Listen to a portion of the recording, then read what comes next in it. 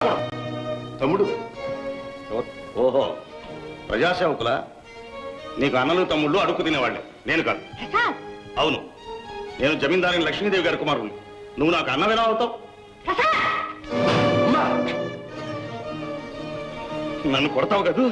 పేరుకు మాత్రమే నువ్వు నా బిడ్డరా, గుణానికి మంచికి నిజమైన బిడ్డ నా దాన్నేరా. అమ్మా, మాలో లేని భేదాన్ని నువ్వు సృష్టించి వాడిని అడుక్కు తినేవాడిగా, అధికారం లేనివాడిగా తీసి పారేస్తావా? ఆ మాటలు అనడానికి నువ్వెవరు? ఈ ఆస్తికి ఇంటికి అధికారం. అవును, ఇదే నా ఆఖరి మాట. ఆయన ఇంట్లో ఉండడానికి వీల్లేదు. వాడు ఇంట్లోనే ఉంటాడు, నువ్వేం చేయగలవు? అమ్మా,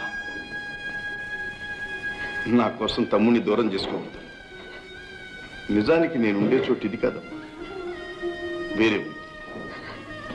వస్తా.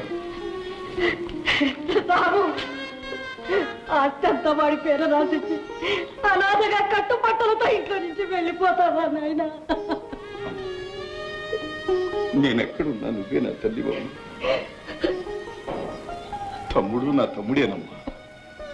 మనిషిని ఎక్కడున్నా మనసు మాత్రం మీ మేలు కోరుతూ ఈ ఇంట్లోనే మసలుతూ ఉంటుందమ్మా. వస్తా.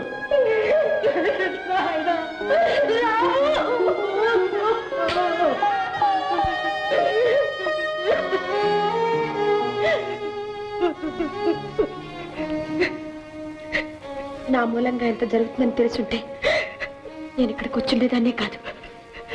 నన్ను క్షమించండి.